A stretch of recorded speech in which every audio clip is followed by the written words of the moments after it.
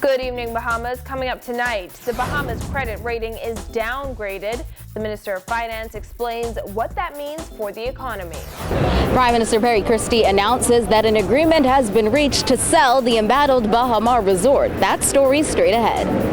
Opposition leader Dr. Hubert Minnis says he's not sold on that recent Bahamar announcement. That story straight ahead. Plus, what stellar waste officials are saying about the latest development in the LOI controversy.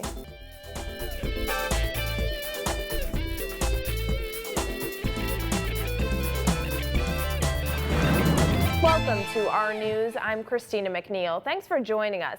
Topping news tonight, as expected, international ratings agency Moody'S Investors Service has downgraded the Bahamas sovereign credit rating, citing weak economic growth and the persistent increase in the government's debt ratio.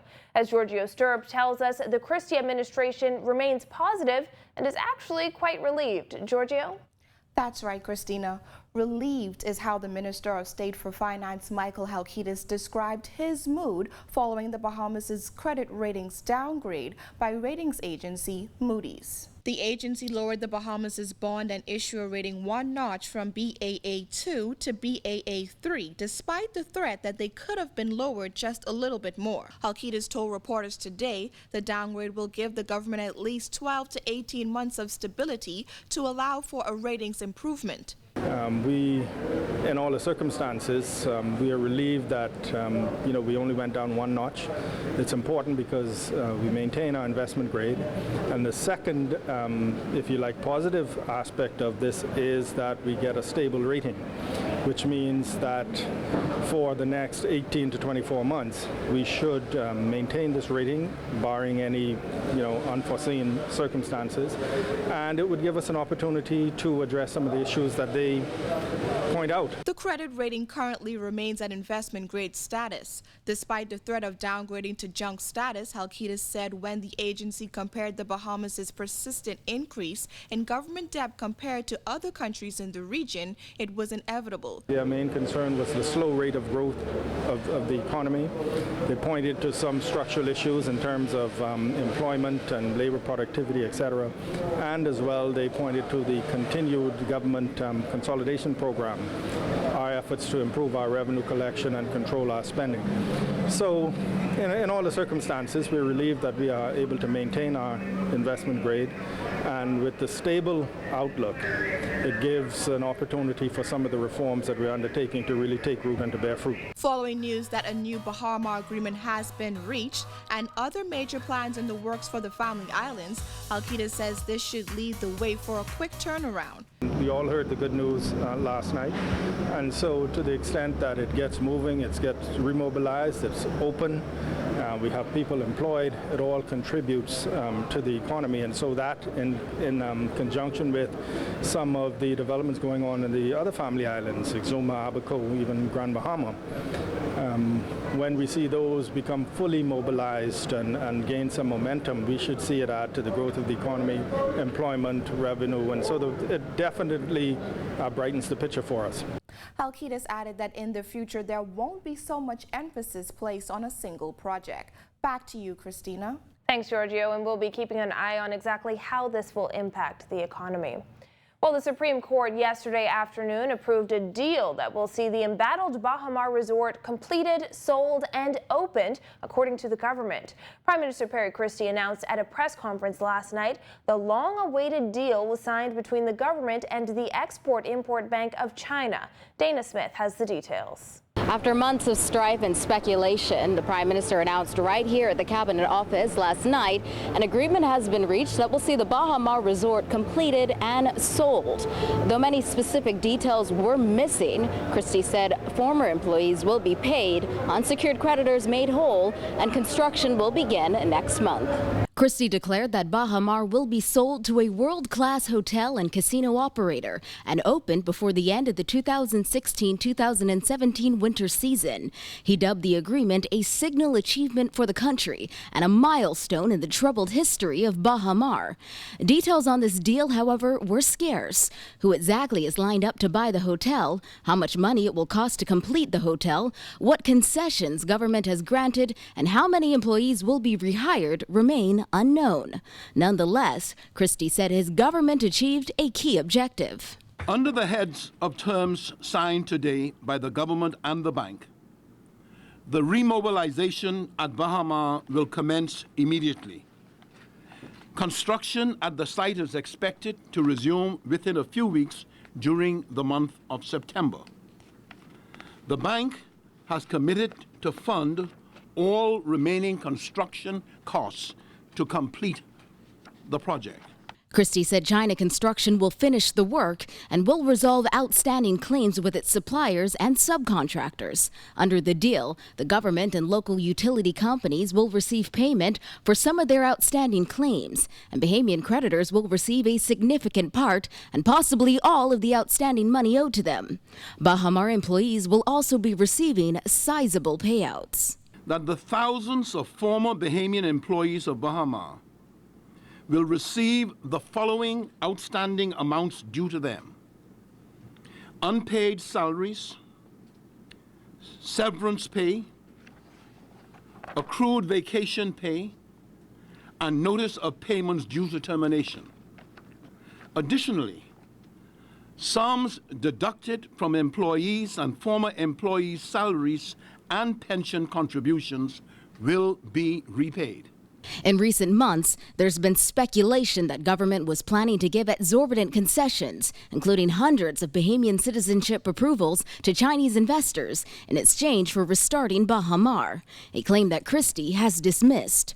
Regarding the topic of concessions last night, the Prime Minister would only say this: As it has been done with all major investments, the government will extend appropriate concessions to facilitate the construction and promote the successful future operation of the resort.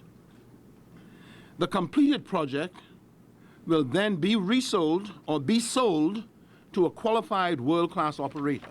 Christie said he's aware there will be many questions as to the details of what has been agreed to, and over the coming days, the government will make available key information. There has been much gossip and speculation and downright false allegations made about the whole history and progress of the Bahamar dispute. In such a sensitive negotiation, the government thought it wise not to offer a running commentary on the discussions, not to say anything that might put the future of the project in jeopardy. It is a shame that others were not so prudent and that so many uninformed views were promoted in the media. He declared last night, "This is a great day for Bahamians." Reporting for Our News, I'm Dana Smith. While Attorney General Allison Maynard Gibson remains tight-lipped on specifics about the recent Bahamar deal. Today, Maynard Gibson refused to reveal who the buyer of the multi-billion-dollar resort is, but said Bahamians should trust the Prime Minister. The Prime Minister said that it will be a world-class casino and casino hotel operator, a world-class convention and convention center operator, world-class, in our beautiful Bahamas.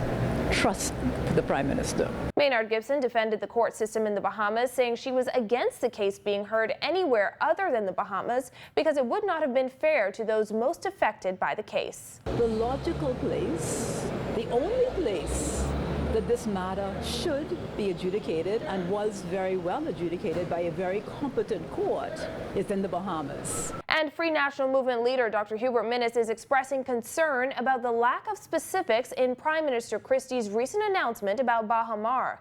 Dr. Minnis says while he welcomes the news, he is still skeptical about what it all means. Jasmine Brown spoke to the opposition leader and filed this report.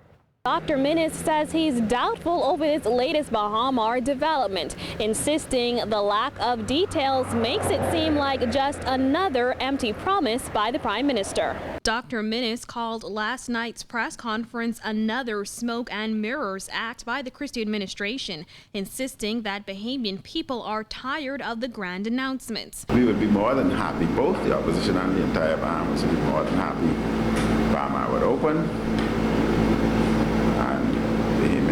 obtain their jobs. It's good for the economy. It's good for the people. But nobody trusts the Prime Minister. I certainly don't. F&M don't. And I know the people don't. He's made many promises, and and has never delivered. Minnis also insisted the lack of specifics raised questions about whether deals were made between government and the Chinese. He says under a Minnis administration, any bad deals will be undone. We need to know what are the specifics. We will ensure that whatever we do is in the best interest of Bahamian people. And if anything had been done for political advantage that was not in the best interest of Bahamian people, then it has to be dealt with. The opposition leader asked Christie to explain publicly how many jobs and citizenships will be given to Chinese nationals and exactly how much money will be paid to Bahamian contractors and BPL before additional services are supplied for construction. Minnis also questioned whether the hastily called press conference had anything to do with Moody'S downgrade just hours before. One wonder whether they had brought the Bahamar release at this time so as to deflect away from the Moody'S downgrade and its impact on our economy. Now, Dr. Minnis says if the Christie administration wants anyone to rejoice over the news, they must release those much-needed details. Reporting for our news, I'm Jasmine Brown. Thanks, Jasmine. And Democratic National Alliance leader Branville McCartney says the Prime Minister's Bahamar announcement lacked vital information that needs to be revealed immediately. McCartney says he believes Christie sought to evoke the sense of pity from the Bahamian people for all of the hard work that the Christie-led cabinet has supposedly been doing to find a resolution to what he called the nightmare at Bahamar. Simone Davis reports. McCartney said he believes the Prime Minister's statement regarding Bahamar last evening left him with even more unanswered questions than before, adding that he believes Bahamians are just being sold another dream. But fool yourself in believing this was a deal that the government actually wanted to sign. In all likelihood, we were forced into this deal to avoid junk bond status. McCartney said the Prime Minister failed to point out his intimate role in creating the Bahamar debacle in the first place. He also reflected on the thousands of people who lost jobs as a result of the resort's challenges. The DNA leader questioned why the government would agree to a deal that allows the same company that did questionable work to resume construction at Bahamar. Have we not learned our lesson? But the bigger question is, why are Bahamians not being used to complete this work? Surely Bahamian contractors are competent enough and capable enough to finish the remaining 3% of work necessary at that resort. McCartney proposed what he believes would have been a better deal for the Bahamian people.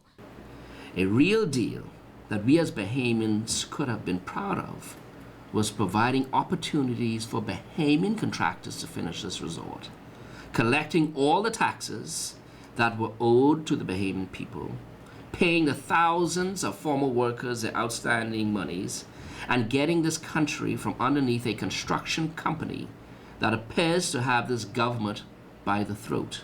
He also called for the government to reveal what concessions the country was forced into accepting to make this Bahamar deal happen on the same day the Bahamas' credit ratings was downgraded by Moody'S.